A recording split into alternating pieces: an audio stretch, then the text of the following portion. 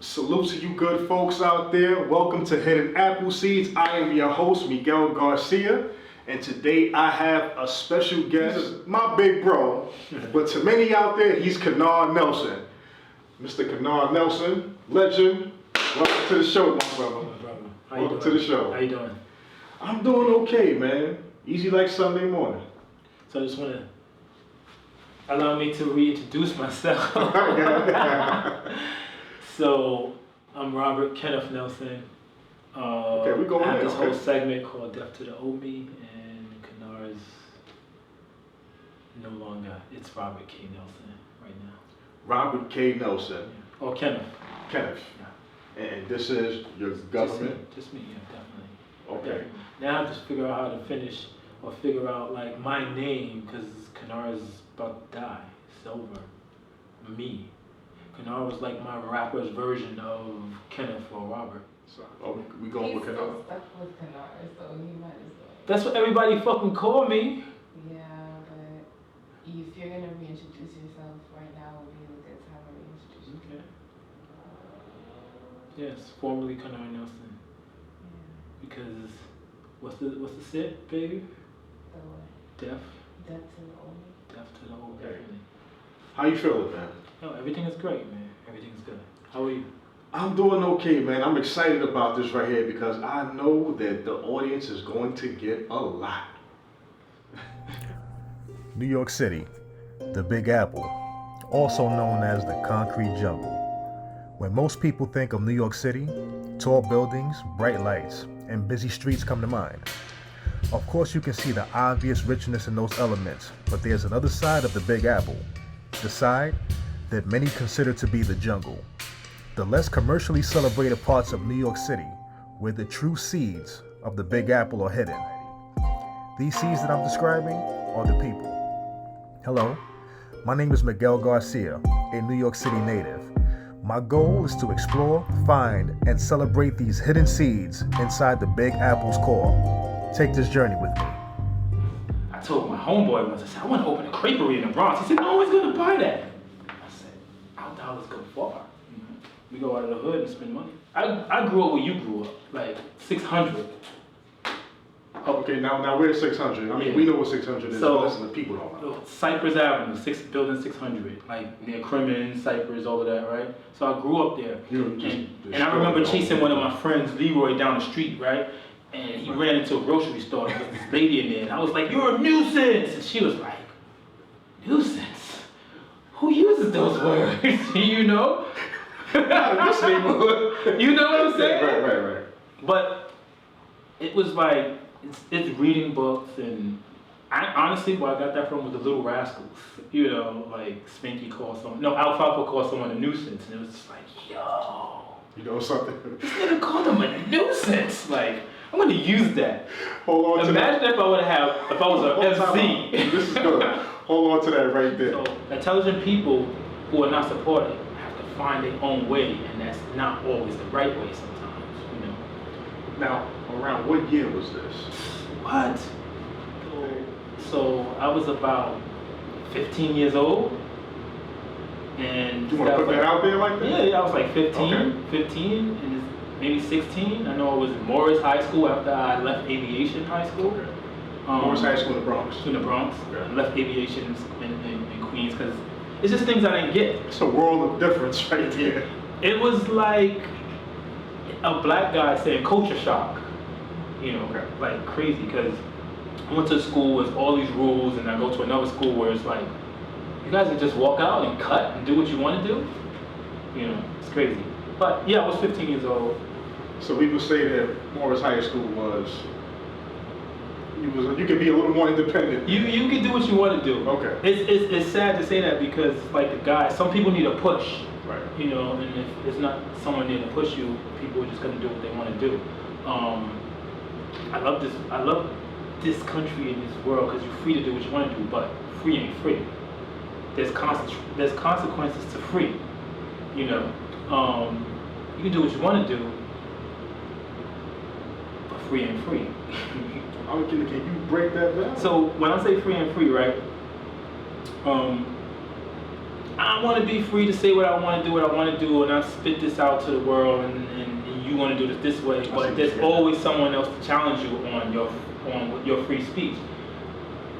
I guess if you go back to free is free, you can say whatever you want, but if you go in a movie theater and say it's a fire and it's not, you're gonna get arrested. Right. There's consequences to freedom. So certain frees can cost. There's nothing free. Okay. There's nothing free. You're gonna pay, or you're gonna have to exchange currency, whatever, for whatever. Okay. You know, it's just the laws of nature. I am free to educate myself or teach or become a criminal. If you become a criminal, Okay. the currency that I'm putting out, what I'm gonna have to pay for is my time in jail or whatever. You know. But if I take my free time and elevate and do something great, the currency that I'm exchanging is going to bring me the coin, the money. You know, that's why I would always say, I don't do things for money, I do things that I love, and the coin will come. You know, just do what you love. But that's a sense of freedom. It's the freedom in the sense of, you just think of creation and your freedom, and you don't think of the money. Like we talking about Sagittarius, about Jay-Z, right? Right. This is why Jay-Z is able to super evolve over the time. Like, I know you're a Nas fan, right? Nas is great. Best MC. It's something about Jay-Z that's even different, right? It's like this ultimate freedom. Like, I'm an MC. Oh no, I'm going to start a label. Oh no, I'm going to start online record label, you know, because it's freeing me. Now I have myself there as an artist and I own my own masters. It's like seeing the future, right? There was a time when record labels controlled everything and Jay-Z saw beyond that, and it's just steps and measures, but it's just doing what he loved and doing it intelligently, and now he's super free as a billionaire, right? So now, would you say that that's something that you're born with? Nobody's really born with that. Some people understand it more than others. However, you can learn that by watching someone else. It's like we're in this follow me society, right? And I have friends who be like, oh, I'm not going online because I'm not with that and blah, blah, blah. But online is just like life, Right. you know? The same way you choose to hang out with cool people in life, you gotta choose the coolness online, right? Yeah. Well, that's an interesting way of breaking that down. It's almost like you're saying, like, it's understanding the matrix. What do you mean by that? Now, with Jay-Z, like, you brought him up. Yeah. With him being able to stay out in the forefront, Right. you know? As far as like, okay, I'm not going to be pigeonholed here. I see something else. Like, he see Pete's game, and he knows how to get in front of the game. Life is like a chessboard, right? And it's funny that I'm gonna say this, I don't even play chess, but I get the analogy. I'm like the super air sign analogist that I get all things, even if I don't do it, right? Jay and Dame was together, right? Right. Dame had a role to play. Right. Dame was the CEO. People forget CEO is just a title, like anything else. Okay. Dame played his role to a degree, but the difference is Jay was able to morph into different levels where Dame played the same role, whereas he was, I'm the lieutenant, and I'm going to attack, and I'm going to war, and there was no war anymore because you guys are winning. But Jay was still on some, I'm going to war with you and you and you, and like the 48 laws of power, you can't do the same thing all the time. There's times where there's a war in your head, but it's like, it's not a physical war, it's a mental war. Okay. But Dame couldn't come out of that. Dame was always attacking and blah, blah, blah. And I get the whole thing what he's saying, whereas culture vultures. But here's a key thing I want to say. Culture vultures could be black people too. You know, it's not like a thing of white people, just like gentrification. It could be black people too. People make gentrification sound like it's a white thing only, but go to Atlanta. Ask the old Southerner about gentrification and people moving in. You got New Yorkers and all these people coming into Atlanta. Atlanta is not the South anymore. Atlanta is like this melting pot of people moving in from different places, but the South is not there no more. And I can only say this because I'm a Southern child that comes from a Southern mom who grew up in South Carolina. Okay. South Carolina, North Carolina, Atlanta. It's not the same anymore because all these other people are moving in. It's gentrification. If I have a New York mindset and I leave New York and I go to Atlanta and I'm bringing my New York values and my New York ways to Atlanta, and 30 other people have done the same thing, is the South still the South anymore? It's not. It's been gentrified by people of color. So I get gentrification in New York, it's mainly white people. But when you really think about it, it's not always rich white people. It's just people who do things a little different. I kind of accept it because it's like, for me, total freedom and the way of thinking, it's like, there's new customers and new ways of thinking. So now it's like things that I thought, like my friend told me, oh, you can't open a creperie in the Bronx because people are not going to support it. Okay. Black people like pancakes. That's all a crepe is. But now you have different people to promote different things too, different mindsets. You know, let's just be tracked, because you use two perfect examples with Jay-Z being one and Dame Dash being another. Mm-hmm. Now, so would you consider what Jay-Z's doing, his position right now, you consider him winning and Dame Dash not winning? I don't think there's winners and losers at all. That's a mindset for the masses to look like, or to look at, right? Okay. Dame is winning, he's just in a certain category. Jay is winning, he's in a certain category. We pit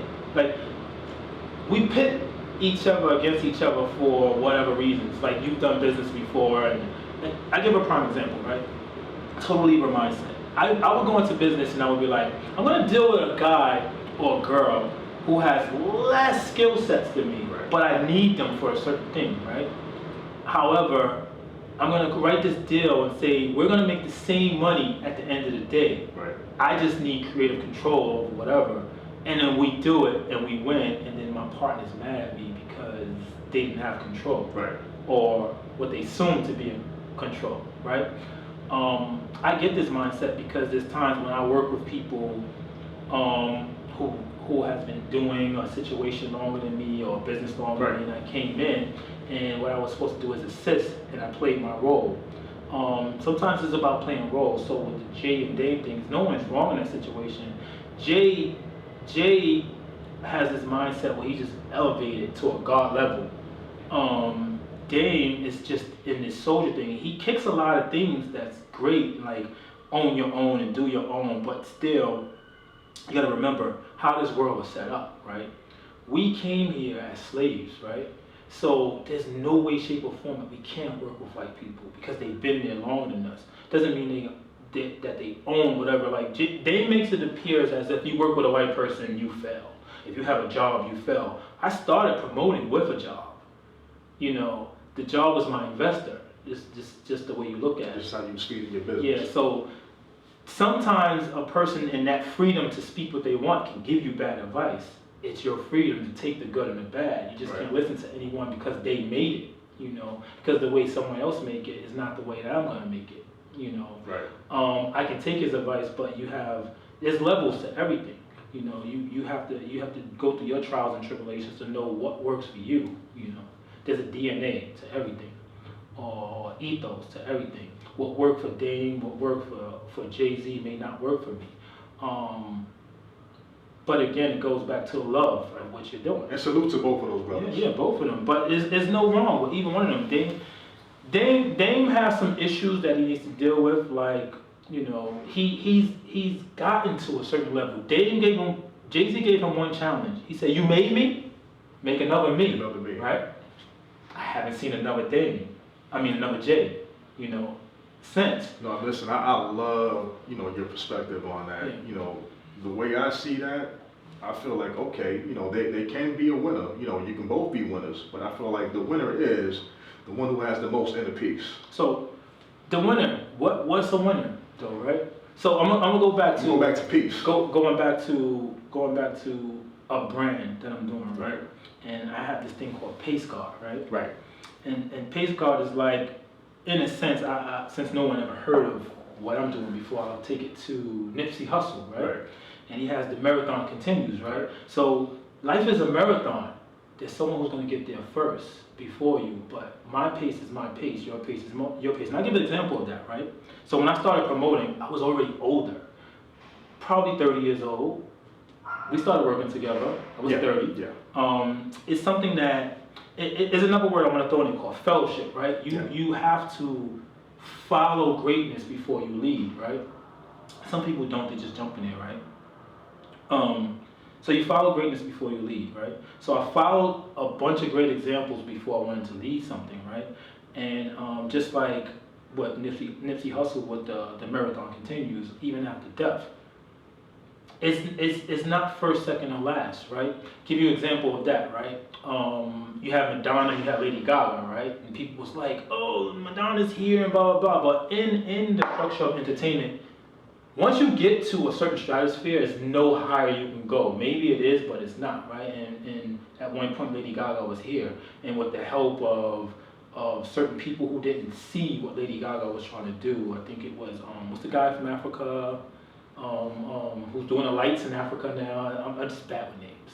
Yeah, when you say Lady Gaga, like Akon. So Akon, you know, I'm working with some people at Interscope Records, and Lady Gaga was actually placed on a shelf. People didn't see what she was trying to do. The sad thing is they couldn't see that she was the new Madonna, but label heads know everything. Not really. So it took someone outside to see, oh, you're sitting with this artist, I'm gonna bring it in. And then Lady Gaga puts her stuff out, and then next you know, she's on the same level of Madonna. It's really the same shit. It's nothing different, you know. So it's just like what I'm saying, pace guard or the hustle or the marathon continues or pace guard. Life is like a marathon. It doesn't matter who gets there, who gets there first or last, as long as you work and continue. Like when you see a marathon, people running out here in the streets in New York or whatever, even though we didn't have one in a while because of COVID, there's the person who's gonna win, and there's that person who the media waits for to come in last, right? It doesn't matter if they came in last, they finish.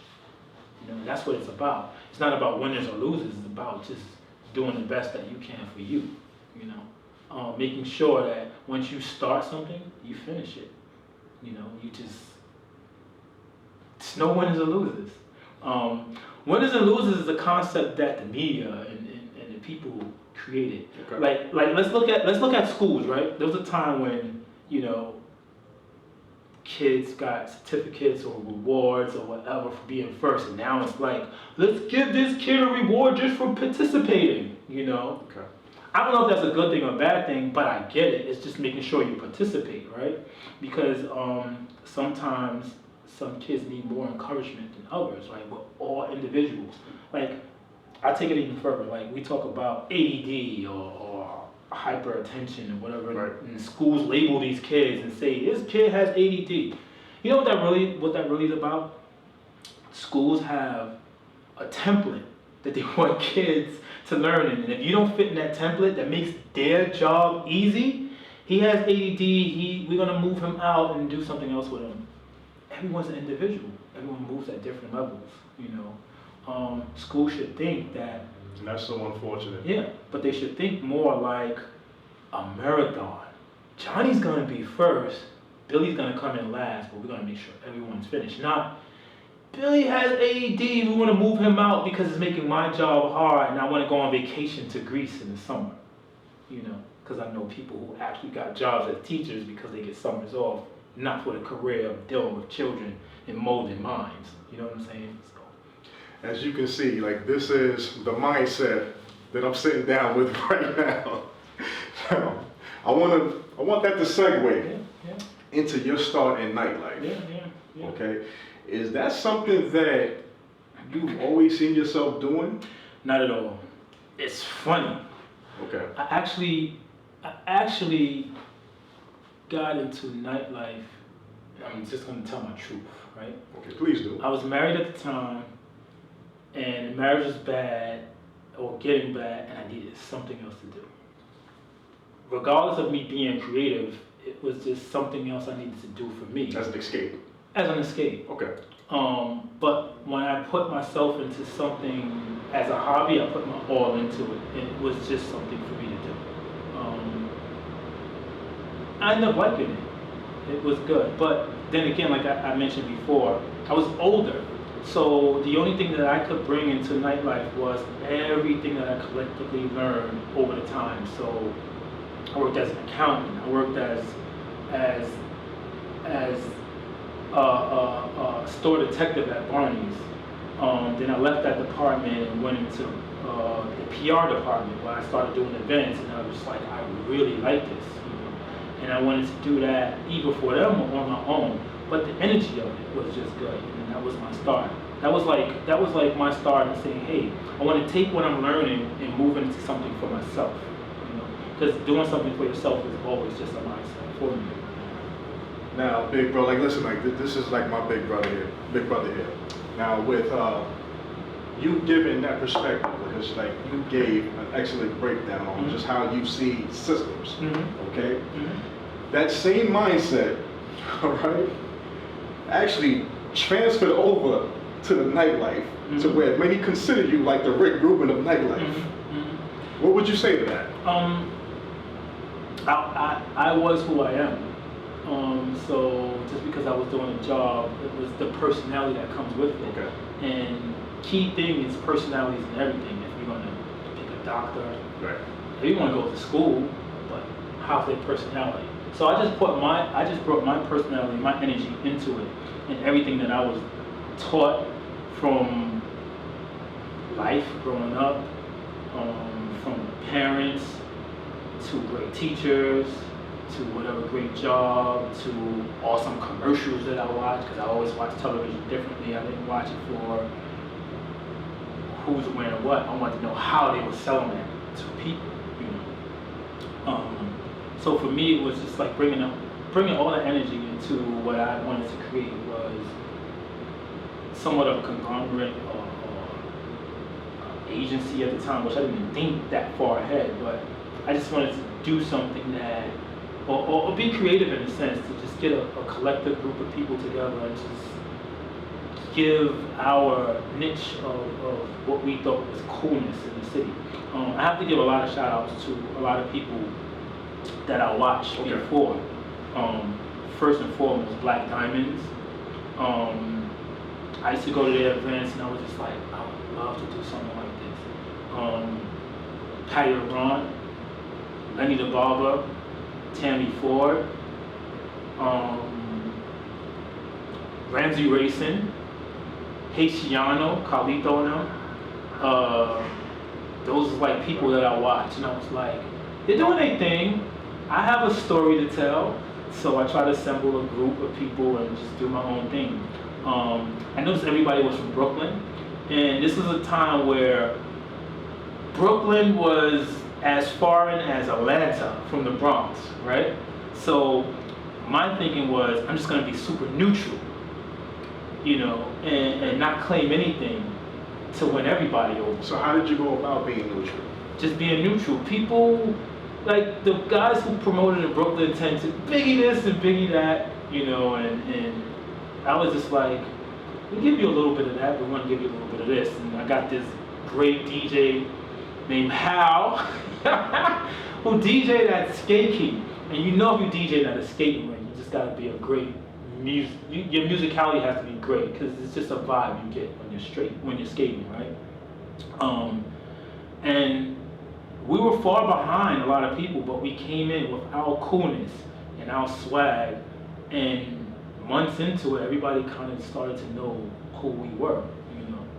So you started to get the attention of not just patrons, but competition as well. Yeah, like definitely, which, you know, it was a good thing, but I had tunnel vision. I just wanted to go forward and do greater, because what appears to be great to your audience behind the scenes, you know, you're not really doing what you know you could do, because like what I learned in marketing is just what you put out to the people was for them to understand like your greatness, but behind the scenes, you know, I'm still a novice, I'm still learning. I go back to like one of the first, we did plenty of parties, but I would think my first big breakout party was at a spot called Metronome, right? Okay. And to get in there was cool, but this is at a time, you want to talk about Black Lives Matter, when me as a black promoter, I couldn't get a spot without a guy named Mark Glazier who was Jewish. It's nothing against whatever, but a guy who was Jewish to vouch for me, because other club owners were all white, and they're like, I don't know him, and we don't want fights from black guys in our club, so we needed a guy to vouch for us. And I did what I needed to do at the time, to the point that he wasn't needed anymore, you know, unless you do what you have to do. Can you go into that a little more? What do you mean though? It's as far as like you did what you had to do. Can you like explain like what was done? So this is what was going on already, right? So I understand my fist is in the air and I'm like, I don't need you, but without the circumstances that's going on at the time, there's many ways to protest. And for me to protest a situation that I don't like is to go ahead with that situation and then move away from it once the owners see Who you are. there's no need for me to use Mark Glazier to get you in here. You cool as fuck. Yeah. You know, and that's exactly what I did. But in doing that, you're gonna take shorts, you know. So I'm just gonna be real with it.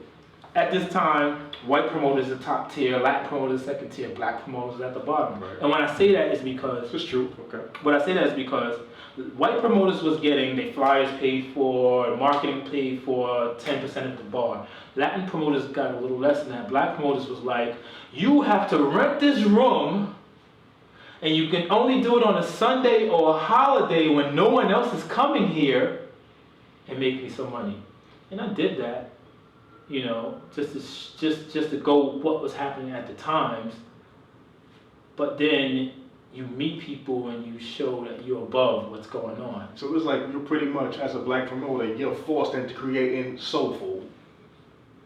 In a sense. In a sense. In a sense. Okay. Or by the constructs of other people, even other races, they want to put you in a category because, in a sense, they're in categories. Racism is a category, you know. They can't think beyond that. But I see the moon. If you only see me as a black person, I see the moon. And I'm going to rise above your thinking. And I think what's going on now is we all see the moon, you know, and they're still stuck at a certain level, you know, of what the world was created and how things was. It's never like that anymore.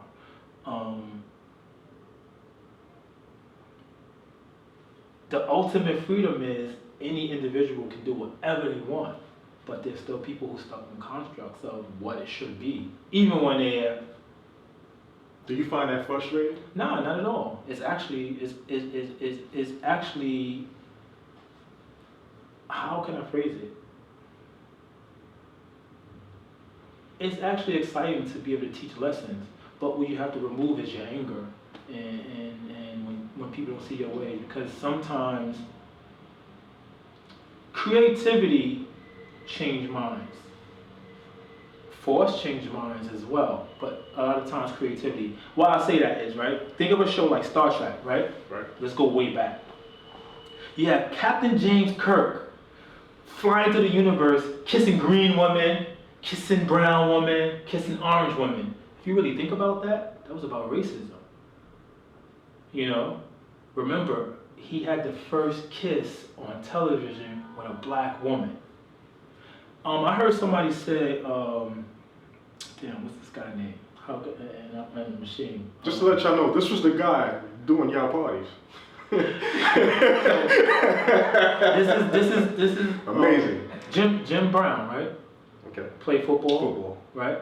And one of my friends was like, he's a sellout, blah, blah, blah. I was like, Jim Brown? Do you know his history? Jim Brown quit football at the height of his career to go and do movies because at the time football wasn't paying what it pays now, right? And became an actor and had his first on-set kiss with a white woman. Other than smacking people around and being big Jim Brown, it's like things change through creative. A lot of people, everybody don't see things the same way, you know. A lot of times as a creative, it's important to stay creative and political at the same time, but don't let one overshadow the other, you know. And that's just been my philosophy all the time. A lot of people are not going to see what you're doing, and you try to explain to them politely and generously, and sometimes you just gotta wild the fuck out, like they wild the fuck out, you know. And I get that. I'm a Libra, doubly Sag at the end of that. Gotta get my shit out. Gotta let the people So know. did you say you had your fair share of wild out moments? I had my wild out moments, but in different ways, you know. And my wild out moments was, I'll give you an example. I remember one time I was supposed to be placed on a party, right? And I got dubbed off the party, not because the party wouldn't have been dope with me, it's because people found me to be controlling. And that's was their perspective of me. My thing is, my creative was just better, in a sense, and I'm humble with that or whatever, because I'm definitely going to try bad creative first. Like if I have a deal with someone, I go, let's do it your way first. And if it doesn't work out, we do it my way. And sometimes when I went into that was a chess move. Your idea was a pawn. I knew it wasn't gonna work, you know. But when it didn't work, let's gracefully go to my thing now. And when mine did work, people got mad anyway. So was the idea of us doing a dope party, or was the thing about your idea? You learn who you're dealing with in certain circumstances, right? Refresh me on the question again, I'm sorry. Your fair share of wild outs. Okay, so there's times when I did wild, like the party, right? Was supposed to be in this party, I was removed from it. I think I went to a party in a club in the city, and it was the same night as the people who removed me from theirs, and the name of my party was Fuck Your Party Thursdays, right? Everybody was mad. And I didn't know everybody was mad because there's one flyer guy who's doing flyers for everybody. Andrew Daly, you know, my boy Andrew. And I just want to plug it in right now, because everybody's at different levels. Now, this is not his book, but I do have his book in here. Andrew Daly is definitely doing his thing. My boy Andrew Daly, dope book, dope boutique artist. He does everything from major brands, but at one point he was doing flyers for everyone in the city. I had no idea that everyone was wilding out. I go to his office and he's like, everyone's going crazy because you created this party called Fuck Your Party Thursdays. And did you spell it? Fuck your party? Fuck Your Party. F-U-C-K? Fuck your, no, F-C-U-K. Okay. Like French Connection UK. Yeah. You know. Catch it. Because just want to be vulgar like that. But, so, yeah, and everyone was upset about it, but we killed that party that I wasn't allowed on, and we were going on Thursdays, and it was eventually shut down. And these was like veteran promoters on that party. So sometimes it's just an idea that being creative can help you win over situations that you want to be a part of, but people want to lose you. And it's just like a frame of competition, whereas it's never like, yo, I'm gonna beat you up, but it's like, I'm gonna outthink you, and I'm gonna do something a little more creative than what you're doing. And that's the ultimate goal. Just to, not to challenge people, but just to do the best that you wanna do for yourself. And just create the upper echelon of whatever creativity that you're trying to be in. And there's a lot of people that's doing that, and I'm inspired to be like, not to be like them, but to do my version, you know, of a lot of what's going on. Yeah. When you having these ideas and then actually forming partnerships, knowing that you have these ideas, but these partners may not be quite ready to accept these ideas. Right. And once they hit you, spill these ideas, all of a sudden they become intimidated. Right. You know, like how do you go around that? Like how do you work with that? There's a now and then answer to that question, right? Okay. The then question was, fuck them, make them see your way, try a lot of manipulation.